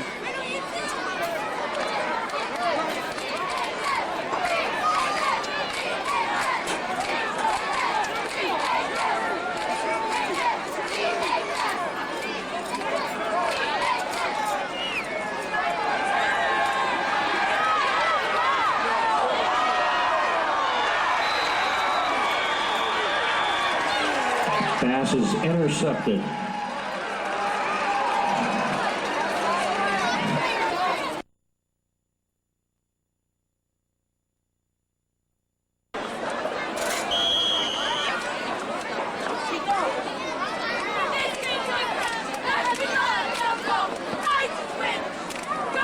First and 10 on Godwin zone 2.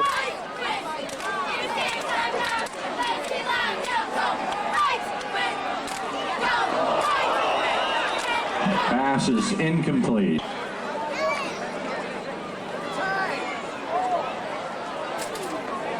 Second and 10.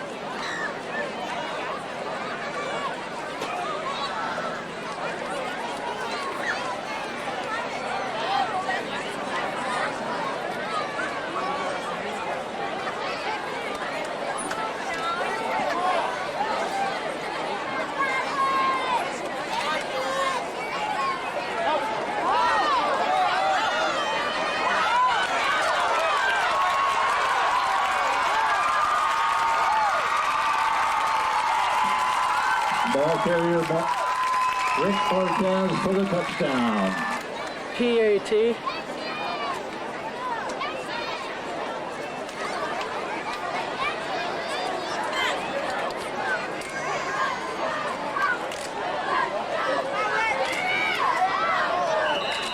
Extra point.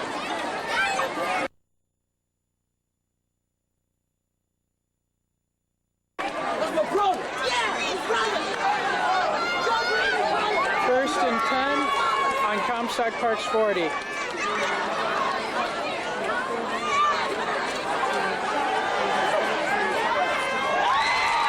Pass complete to number 21. First and 10 on the 25-yard line.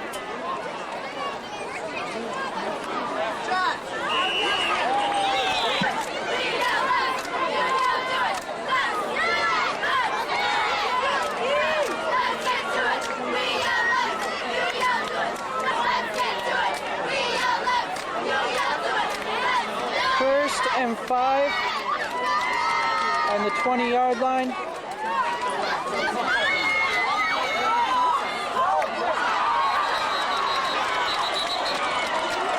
Incomplete pass.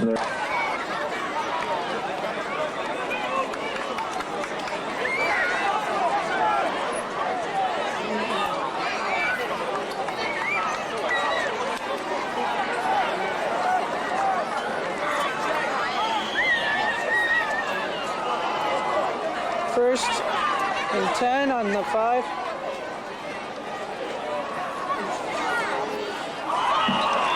Flag on the play.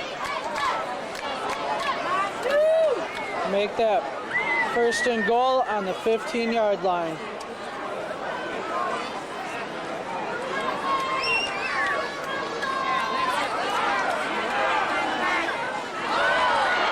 Pass is intercepted by number 1, Brad Smith.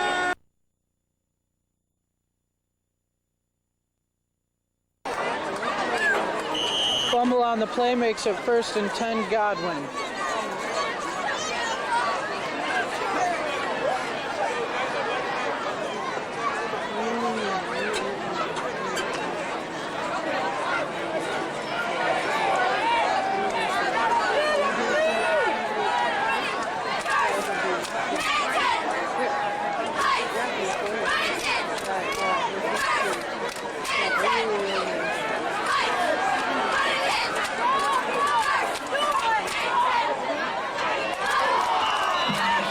Pass is incomplete.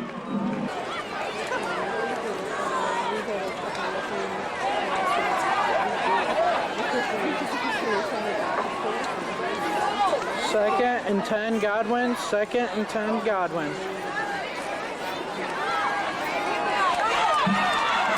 Pass caught by number 23. Blake Veneman fumbled the ball. The recovery was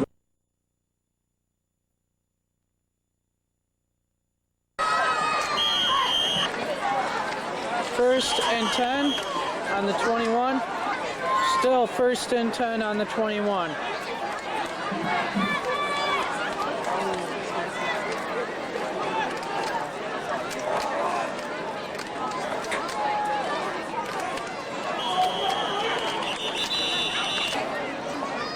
First and 15 on Godwin's own 16-yard line.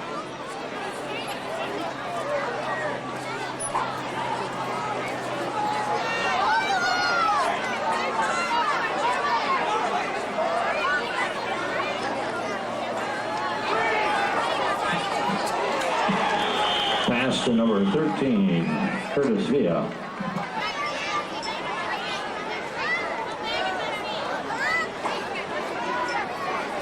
Second and 13.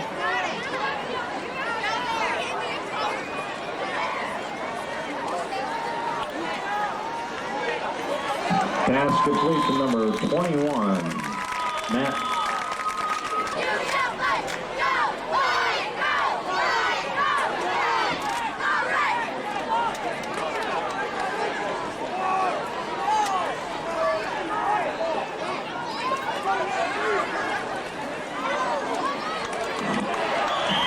Shuttle pass is complete.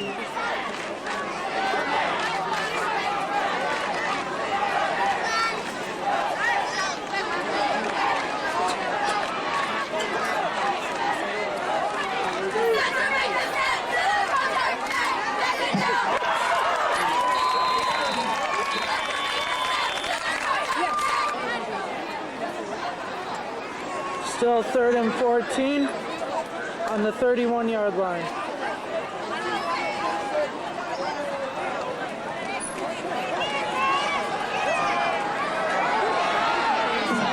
Pass is incomplete. 4th and 14 on the 31-yard line.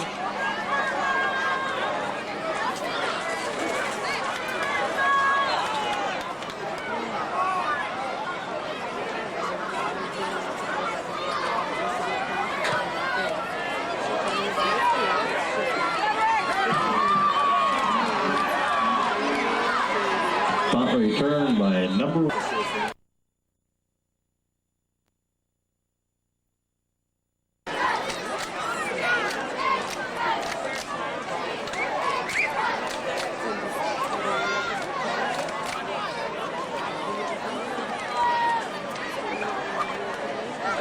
First and 10 on their own 20.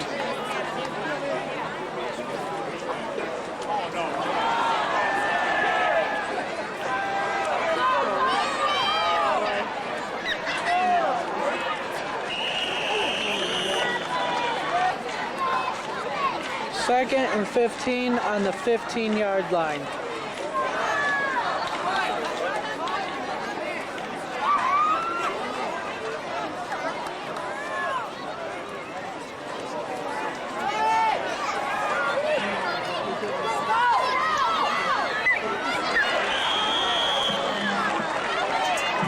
Pass is caught by number 13.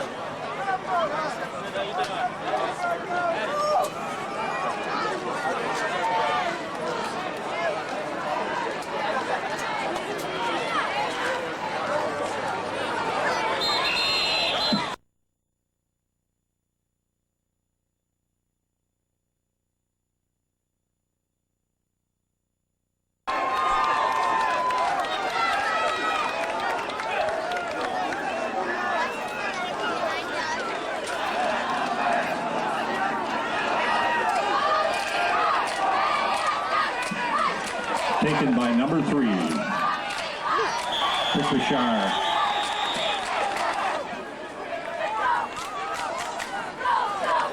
Receiving for Godwin, number 3, Rick Bashar, and number 30, Dave Walton.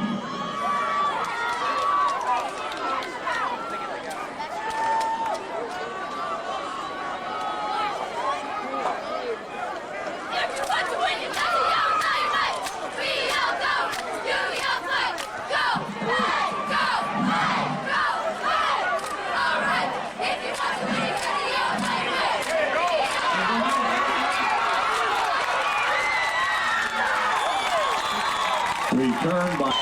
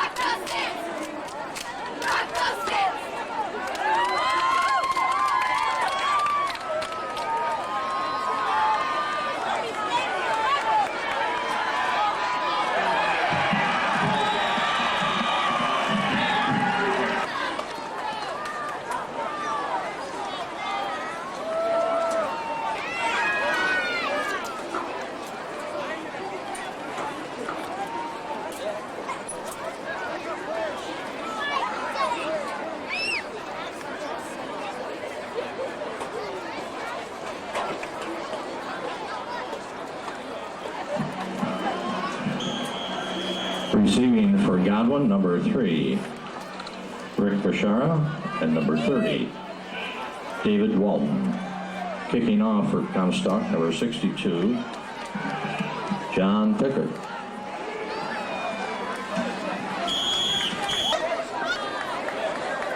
Second quarter.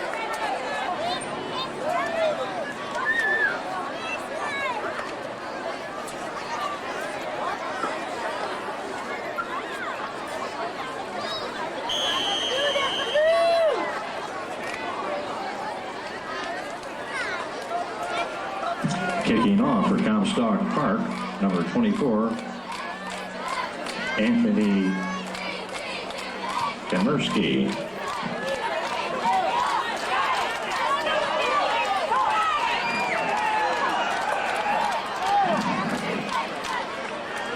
Ball is returned by number 30.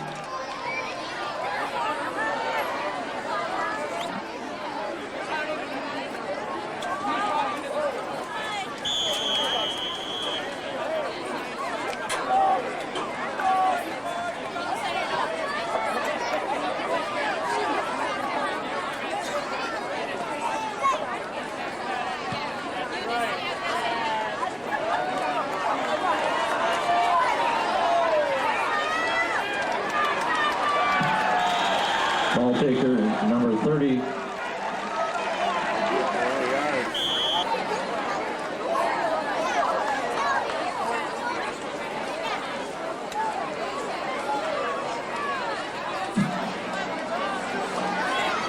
Kicking off for Comstock Park, Anthony Kamersky.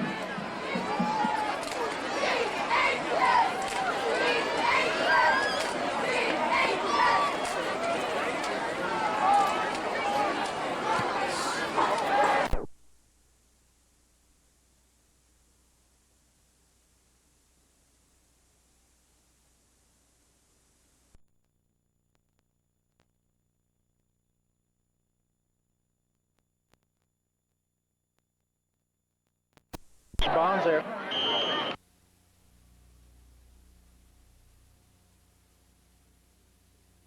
Commercia, Kashara, and number 30, Dave Walton.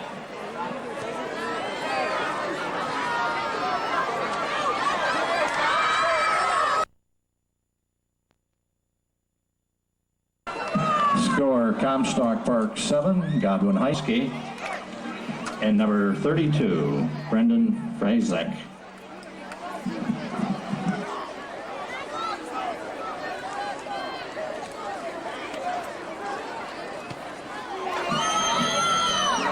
Ball taken by number 11.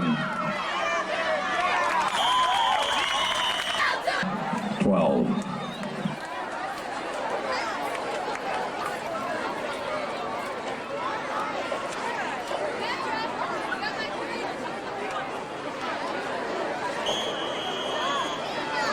Kicking off for Godwin Heights,